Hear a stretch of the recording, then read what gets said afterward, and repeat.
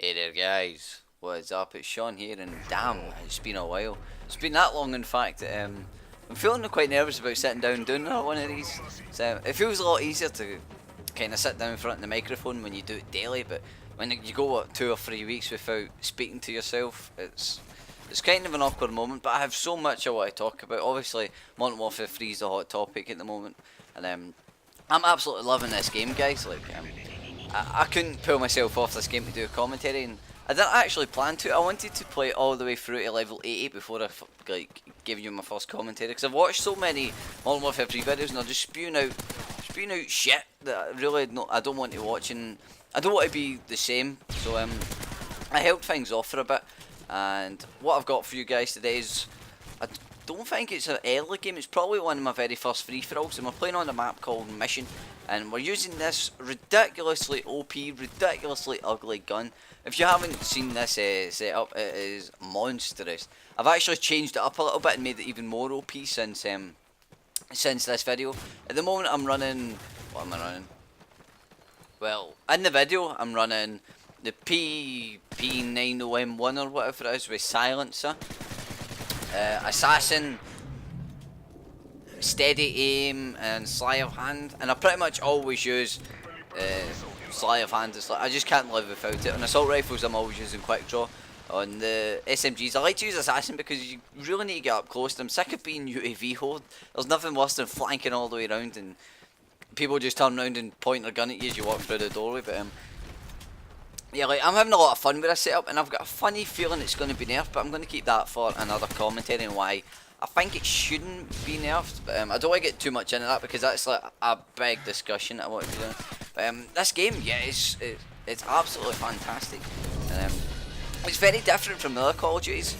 It's a lot like Modern Warfare 2, but the action seems, sorry guys, things seem a bit slower, but at the same time a bit more fast paced. It's quite difficult to explain. It's kind of like in Modern Warfare 2 you can kind of stop to take a breather, you know. In this game it feels like the second you stop moving somebody's going to hit you from the left or from the right or from behind, and it's really crazy in that aspect. But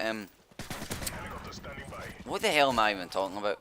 Yeah, like in Modern Warfare 2 you could kind of stop and take a breather. You could use a kill streak. In this game I die every time I call in a Predator missile. It seems like you stop to use a Predator missile and the entire team spawns on you. But I think that might just be the current meta game with not many people knowing the maps and whatever else. Yeah, and speaking of the maps, I really do like the maps, but there's one problem. They don't seem to be very rush friendly, and they don't seem to be very camp friendly. I've got a couple of games where it's like a perfect example of there's times where you just can't get around the map because there's like a couple of long line of sights and there's too many choke points, and it's really awkward to find a proper playstyle. But I've got a funny feeling in time people are going to be cracking this game, and we're going to be seeing the same kind of 100 kill games we've seen in Modern Warfare 2, or did see in Modern Warfare 2. I haven't seen one in a good while. But either way, I think that the maps are overall a big improvement. I think that maybe the maps need a bit more variety, but that could be about it. I'm glad that there's no one window to control them all.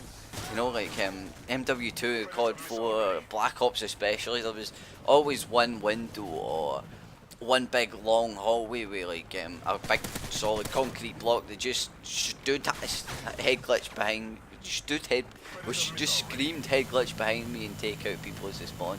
So I'm really glad they've done away with that. I think that's really picked up the pace of the game.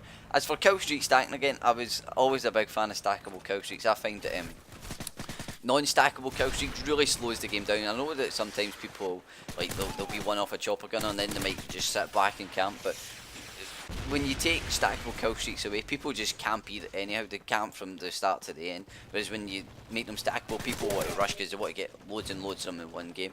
And it actually looks like this game's wrapping up. I haven't even got to like the stuff that I wanted to talk about. It's been, I've sat down and I've been like, oh my god, this is awkward. So hopefully things will get back on track. You'll probably see another commentary out soon. I've got a couple of goodies to give you guys. We've got some double XP. We've got some avatars. I pretty much pre-ordered bonuses that we couldn't use, so we've got a lot of them, maybe like 20 hours worth of double XP, 3 copies of COD 4, like maybe 4 avatars for your Xbox or your PS3. So definitely stay tuned for that, guys. The next video will be a lot better. Apologies about this one. It's just going to take a bit of time for me to get back into it, but it's going to be regular content from here on out. Yeah, guys, apart from that, I'm going to head off now. I'm going to play some more Modern Warfare 3, and I'll see you all next time.